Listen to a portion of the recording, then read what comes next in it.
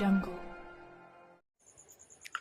वाळवा तालुक्यात अघोरी विधीचा थरार, स्मशानभूमीत सापडली काळी बाहुल्यानं सुया.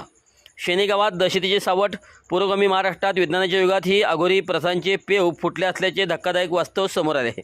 वाळवा तालुक्यातील शेणी येथील स्मशानभूमीत मध्यरात्रीच्या सुमारास करणी आणि जादू टोण्याचा अघोरी प्रकार उघडकीस आल्याने संपूर्ण तालुक्यात खळबळ उडाली आहे. या प्रकारामुळे ग्रामस्थांमध्ये भीतीचे वातावरण असून भोंदू बाबाविरोधात संतप्त व्यक्त होत आहे.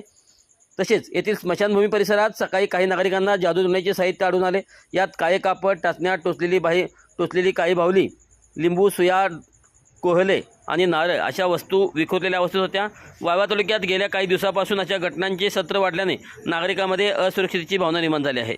सामाजिक कार्यकर्ते संतोष जगन्नाथ शेटके यांनी प्रसंगावधान राखत तत्काळ महाराष्ट्र अंधश्रद्धा निर्मूलन समितीचे अनिस राज्य कार्याध्यक्ष संजय बनसोडे यांच्याशी संपर्क साधला. अनिसची टीम गावात पोहोचण्यापूर्वीच खबरदारीचा उपाय म्हणून ग्रामस्थांच्या वतीने अघोरी साहित्य तिथून हटवले. मात्र या घटनेने लोकांच्या मनातील भीती दूर झाली नाही. या गंभीर प्रकारावर बोलताना अनिसचे राज्य कार्याध्यक्ष संजय बनसोडे यांनी प्रशासनाला आणि भोंदू मंत्र्यांना इशारा दिला.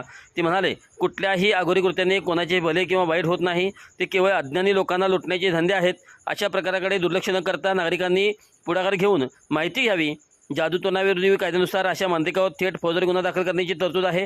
शेणे गावात आम्ही लवकरच जाहीर प्रबोधन करून या अघोरी प्रथेचा पर्दाफाश करू. स्मशानभूमीत अशा अघोरी क्रिया करणारा तो मांत्रिक कोण आणि कोणाच्या सांगण्यावरून हा प्रकार झाला, याबाबत आता गावात उलटसुलट चर्चा सुरू आहे. अनिसच्या या प्रकरणाचा पाठपुरावा करण्याचे आश्वासन दिले असून नागरिकांना भोंदगिरीपासून सावध राहण्याचे आवाहन केले आहे. वाळवे तालुक्यातील शेणी गावामध्ये स्मशानभूमीमध्ये अघोरी, करणी आणि जादूटोणा करण्याचा प्रयत्न काही लोकांनी केलेला आहे. त्यामुळे या गावामध्ये दहशतीचं वातावरण तयार झाल्याचं समजलं. या प्रकरणाची तात्काळ दखल घेऊन आम्ही त्याबद्दल प्रबोधन करणार आहोत.